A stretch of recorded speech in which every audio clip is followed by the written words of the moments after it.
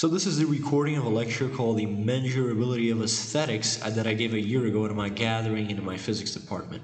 And it concerns the role of aesthetics in the historical development of physics and through what philosophies we may understand it. As usual, physics operates like a magical Excel spreadsheet. If we have a big, arbitrarily chosen list of all the numbers that compose a physical system, we may run these numbers in this complicated evolution function, f, and it magically outputs resulting physical states at an earlier or later time, such as the main program of mechanical theories, such as classical and quantum mechanics, both proposing to be able to discern positions and velocities of objects across large swaths of space and time. Indeed, we may understand physical theories themselves as nothing but comparisons of tabulated data. Given an experiment and its initial value data, after running said experiment and making the big table of observables, we should be able to compare such a table to the one given by the methods of a theory. And we can, usually, organize in a hierarchy of theories based on said comparison. For example, here theory A is generally better than theory B because it has a smaller mean squared error over all observables. We may think of Newtonian gravity as theory B and general relativity as theory A, since general relativity produces more accurate results. Now, such a way of thinking is usual in physics and in the rest of science, and is in fact the essence of the scientific method. More interesting, however, is what do we do when two theories produce the same theoretical results, even if they are very methodologically different? Now, how do we choose which one is right? Now, this problem was famously brought up by Feynman in his classical messenger lectures in the 60s. Two identical theories, here, suppose you have two theories, A and B, which look completely different psychologically, have different ideas in them and so on, but that all the consequences that are computed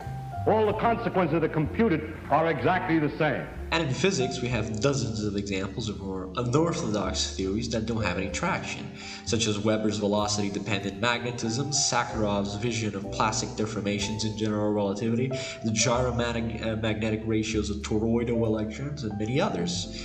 So given two equivalent ways of looking at the same problem, can we choose one as being somehow superior? Now, I like to investigate the historical solutions to such a problem and work under a particular idea that one of the essential elements of the scientific method is aesthetic distinction.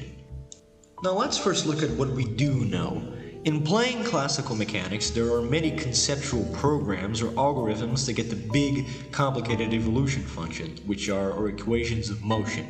Now, the major three, the Newtonian, Lagrangian, and Hamiltonian programs, already indicate a far subtler kind of epistemology than what we might naively understand. By virtue of being mathematically equivalent, such programs do not produce different results. However, conceptually speaking, they're rifted apart due to the way we understand causality. The Newtonian program is directly causal. It talks about a definite sequence of events and how forces produce variations of momentum, which we read as variations of position. And indeed, by enumerating all the positions and forces of a system, we end up with the full mechanical description of said system. On the other hand, the Lagrangian and Hamiltonian programs of functional minimization are apparently teleological. That is, the world in some fashion seems to deliberately act in a particular way to satisfy some grand end result. Now, it took some real time and debate for the settling that the two programs also understood the world in a causal fashion. But before that, Maupertuis famously held that the discovery of the principle of stationary action was definite proof for the existence of a God, of a higher will, and many people that study physics for the first time are also very uneased by it.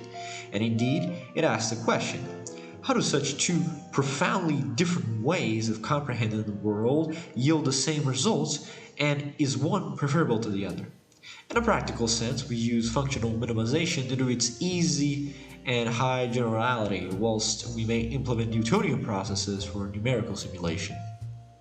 But the point is, what do we choose?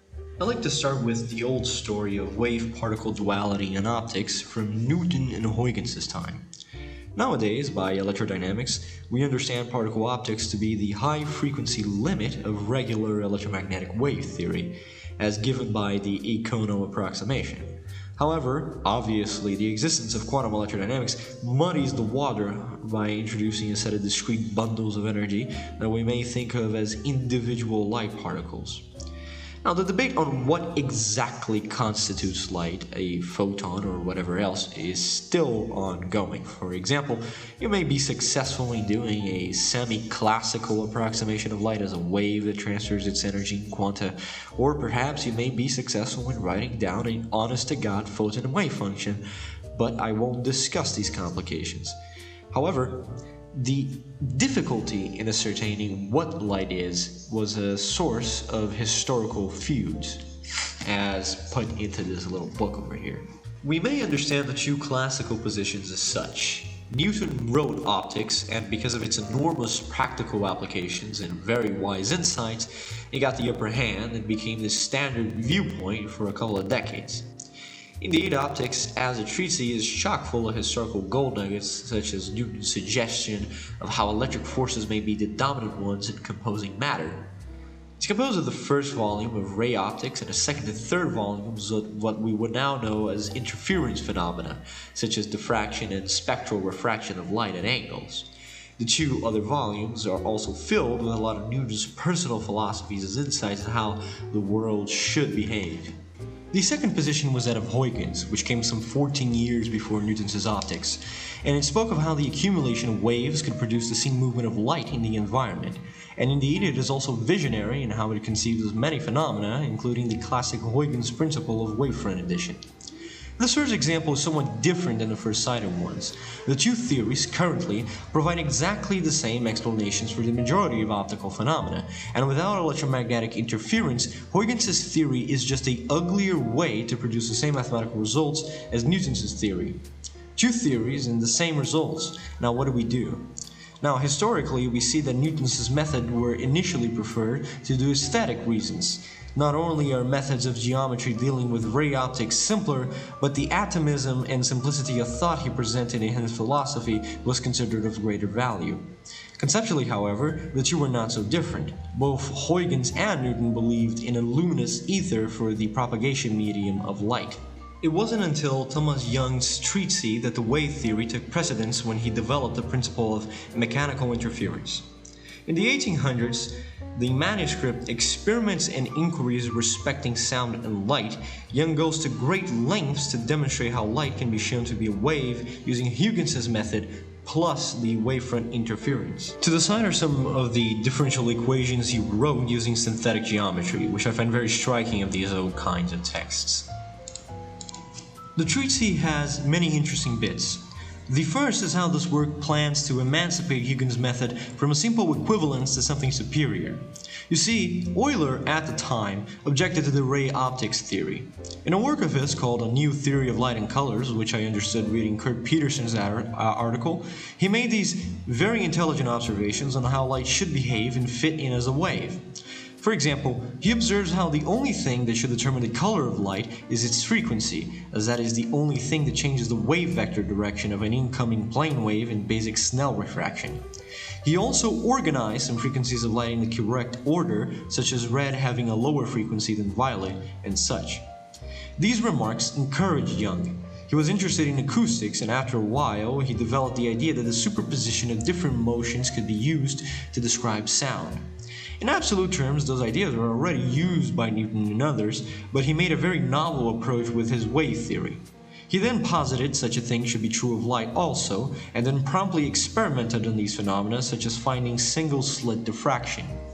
This, together with Fresnel's work, signal, for a lot of people, the complete death of ray optics as a viable theory, and thus ends a simple aesthetic dichotomy between the two sets of ideas.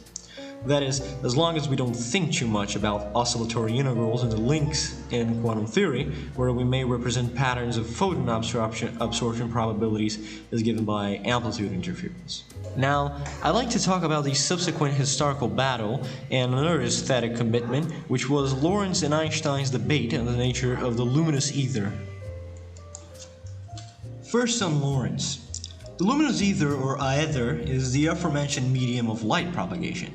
In the late 1880s, Hendrik Lorentz developed Maxwellian electrodynamics to a highly advanced state, and after Thomson's discovery of the electron, he, together with many collaborators including Henri Poincaré, managed to develop the theory of electrons, which Lorentz published in a 1892 book.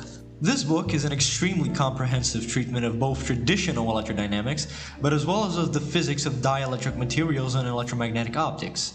Within it, he categorized electrons as these tiny spheres of finite charge density that were in all matter, and the oscillations of said electrons generated electromagnetic waves, which is correct.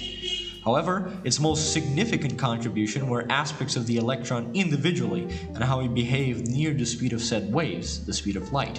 In 1887, Valdemar Voigt published a book called On the Principle of Doppler. In it, he made an elementary analysis of how a wave that has a constant speed for all observers has a particular coordinate transformation, which we now know to be Lorentz transformations. Lorentz himself, however, found such a transformation by considering the constancy of the speed of light, which in turn was motivated by the constancy of the electric and magnetic constants. A simple argument besides these two, of which I do not know the origin but I believe to be before Einstein, and as is mentioned on the book Reflections on Relativity, you take the force acting on a charge to be constant across a reference frame to do the absolute nature of acceleration, and you also end up with the Lorentz transforms, with an extra factor phi, of which Einstein later argued to be won by a group theoretic argument. With such form of transformation found, Lorentz began to use these to investigate how electrons might be shaped in different scenarios.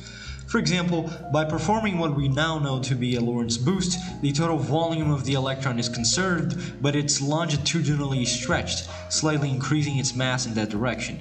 Now, such change in the electromagnetic mass across frames of reference was explicitly stated in the form we know today. The difficulty, of course, was how did the electrons not blow themselves up apart? By virtue of being charge distributions, one would guess that indeed the parts of the electron would mutually repel. Poincaré dubbed the phenomena of not absolutely tearing itself apart stresses, which became known then as Poincaré stresses, natural entities that pull electrons together in times of great need. Indeed, in terms of results, Lorentz had the relativistic Doppler effect, the relativistic length contraction, and the relativistic mass. Experimentally, he was wholly correct. With the Poincaré stresses, he had the whole of relativity, experimentally speaking. Then the question becomes, why Einstein? His theory involving dilations of time and space is simpler, more elegant, more philosophically sound, and later on will prove to be of extreme generality in the case of gravity. So that's why.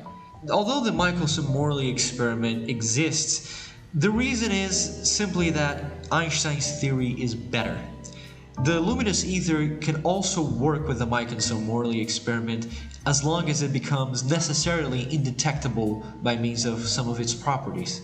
And at that point, ontologically speaking, it does not make sense to assume the existence of an ether. Therefore, we have two theories which are experimentally the same, but conceptually are so different, and one of them so superior ontologically and epistemologically that there was no other choice but to pick the latter one, which would be Einstein's special relativity. As a final amusing note before moving on to the next example, the ether's persistence in existing is still quite strong, be it in the electric universe nuts or in the form of a spin-tube gravitational theories, which can arguably be called as at least a modern successor. Modern physics, in the form of the standard model of particle physics and quantum theory, is arguably the one that got the most use out of aesthetic principles, including the controversies around such principles. First, in all modern forms, the laws of physics can be basically enumerated as a set of either geometric or statistical statements. Gravitational fiducial acceleration to nearby geodesics is given by the curvature of space-time. Particle paths are affected by field strength, which is given by the curvature of the gauge field. The Dirac operator, also known as the geometric derivative, is just an extension of projective multivectors, and the Higgs field can be understood in terms of phase transitions of scalar fields and Higgs bundles. How aesthetics played a major role in understanding all of these elements is a very long subject and a very important one. But to be brief, let's first mention the creation of the Dirac operator for fermions, which is the first one chronologically speaking besides general relativity. As the story goes, in late 1927, Dirac wanted to generate a wave function that yielded the same probabilities in relativity regardless of the observer, what he called the transformation theory of quantum mechanics, or what we now understand to be group theory. And he wanted it to be first order in a time derivative, as the second derivative would require experimentally incongruent information. Now what he did was he wrote down a set of linear coefficients for each term in the Hamiltonian, and he rediscovered a complex factorization of Clifford algebra in 4 dimensions with a matrix representation, which are the gamma matrices. He wrote it down in this bottom form, where there's the rest energy plus the associated momentum coefficients, and he made one of the most brilliant discoveries in the history of science. The Dirac equation is endlessly brilliant, and it ended up creating far more than an accurate description of electrons and antimatter. It also founded spinor calculus and spin geometry, which are ever more relevant in harmonic analysis today. But of its many qualities, the most striking and long-lasting impact it has was on the working philosophy of theoreticians. Dirac ardently advocated that all physical laws should be beautiful, a set of aesthetically pleasing equations that effortlessly rolled out all the fundamental phenomena.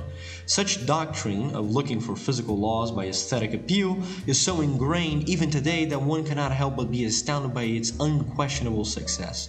One after another, multiple problems in 20th century physics were solved by such doctrine, looking for ever cleaner and more generalizable mathematical scaffolding, such as Chern's contributions with fiber bundles in differential geometry, which yielded the most compact expressions for gauge fields, Landau's approach to superconductivity, and many more. The guiding aesthetic principle was something of a short form, short equations and short sentences that could describe all the laws of nature until then.